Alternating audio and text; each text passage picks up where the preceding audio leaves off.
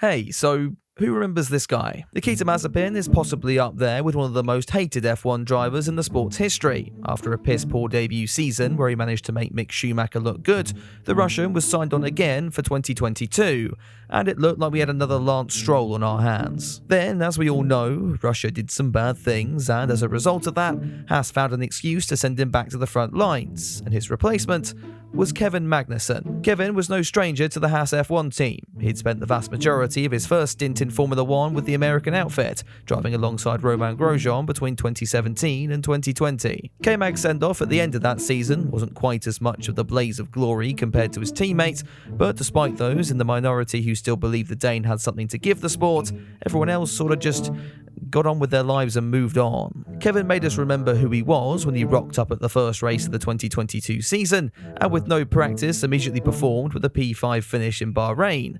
That kicked off a fairly impressive returning season with a further 5-point scoring finishes, and of course that sensational sprint pole in Brazil. But cut to present day, and the Great Dane's career is on the ropes again. He's one crash away from a race ban, and with every weekend that goes by, he finds himself losing more favour with the fan base. And I don't get that.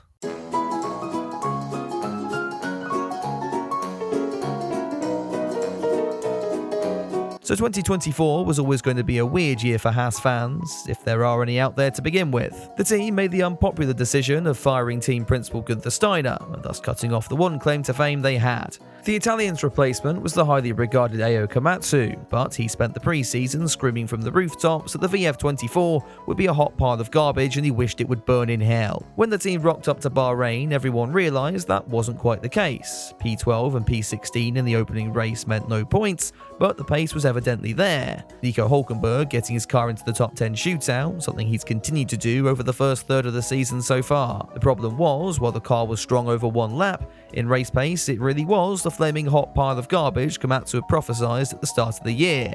But come the second round of the season in Saudi Arabia, Haas had a plan for that. The team smuggled a warhead into the country, which if you think about it just blended fairly well into the scenery over there, and that warhead's name was Kevin Magnussen. A loss of power or will to live, one of the two, left Hülkenberg stranded in 15th on the starting grid.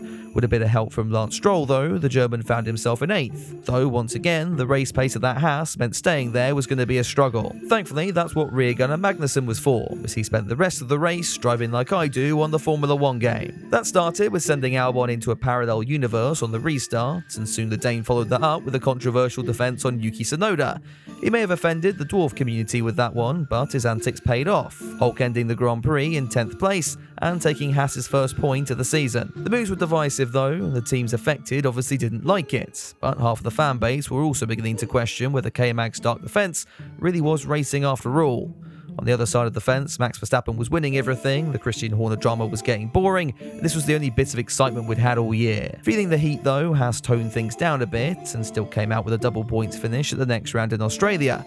That's where the toning down stopped though, and as soon as the Chinese Grand Prix rolled around, K-Mag was back on the naughty list by bullying Tsunoda again. This picked up the Dane a further 2 penalty points, added to the 3 he got from his collision with Albon in Saudi. For those that are good at maths, you'll realise that's 5 in total, though Kevin clearly wasn't a fan of single figures as he went into Miami with the goal of doubling it. It all started with the sprint race. After another stellar qualifying, Hülkenberg was back in the top 10. Staying there wouldn't be good enough for points in the sprint, though once again Lance Stroll came to the rescue. Now the Haasses were 7th and 8th, the only problem was, right behind them was a 7-time world champion. Kevin would have to pull out all the stops this time, taking out his handy penalty bingo card and doing his best to achieve a full house. Straight lining that stupid Miami chicane, forcing a driver off track, making up new bits of track, Magnussen the Maniac was getting the job done, and even though he ended that sprint with about a calendar year in time penalties, he'd done enough to prevent Hamilton catching Hülkenberg, who came across the line in P7, for a further 2 points to add to the team's tally. For Kevin though, it was another 3 penalty points, and the criticism was a bit louder this time. though I'm convinced half of that was only because said criticism was coming from Team LH, and they're still salty their deity's talent was left unattended in a Portuguese hotel in the off-season. Magnussen quelled the haters somewhat by holding his hands up in the interviews after, telling everyone how he doesn't want to race like that, but is just forced to, because the points are so hard to come by these days, and Ayo Komatsu has his daughter held at gunpoint. His fellow drivers were fairly understanding of this, the stewards less so, who proceeded to use his comments to try and get him in even more trouble. Magnussen was now up to 8 penalty points and was edging closer and closer to that dangerous limit of 12, which warrants a one-race ban. You think this would weigh heavily on the Haas driver, though when we got to the Grand Prix on Sunday, apparently that wasn't the case. Going for a risky move on Logan Sargent is possibly the most empty-headed thing you could do in a Formula 1 race. The American is so out of his depth this season, you just have to wait for his fetish for runoff to kick in before just slipping by.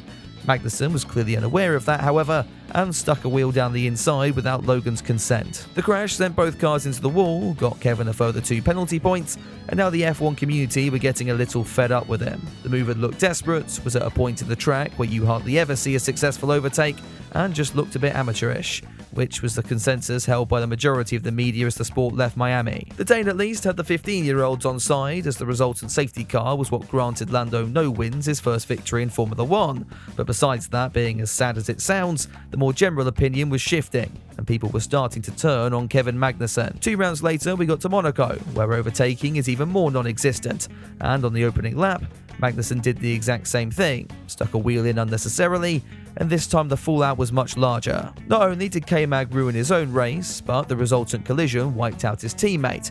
Now granted, after both Haases had to start from the back, their chances of points in Monaco were on par with me ever competing in F1 esports, but when the dust had literally settled, all we were left with was an eye-watering repair bill for the American outfit. With this being a first lap incident, and the stewards being too scared to actually ban a Formula 1 driver, Magnussen got away with blame, and before you have a go in the comments, this is surprisingly consistent from the FIA, if we just go back to when Gasly started the French Civil War during the restart in Australia last year.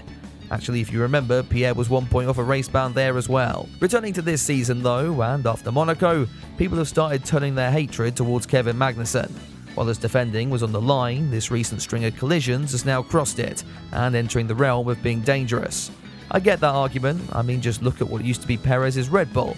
But also, I don't blame Kevin Magnussen. K-Mag's future is on the line here, and the Dane is doing everything he can to show the team he's still worth a shot in 2025.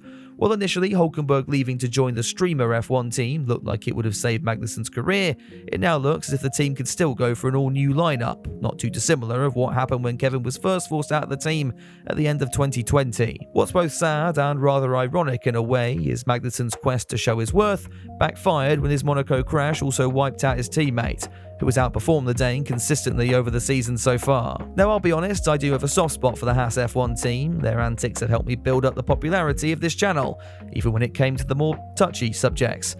Actually, that's the wrong word to use in this scenario, isn't it? My point is that while I agree K-Mag has overstepped the mark a couple of times this year, I get why he's doing it, and actually that defending I have no problem with. It's made a fairly dull start to the season somewhat interesting, but public perception has shifted beyond that now, and it's left Kevin in the firing line, in potentially more ways than one. As always though, let me know what you think in the comments, and if you enjoyed the video, be sure to drop it a like and get subscribed for more in the future. A big thank you to the patrons and channel members who get all of my content early, so if you want to further support the channel, you can check out the relevant links down below. Now I'll be back very soon with another video, but until then, have a good one.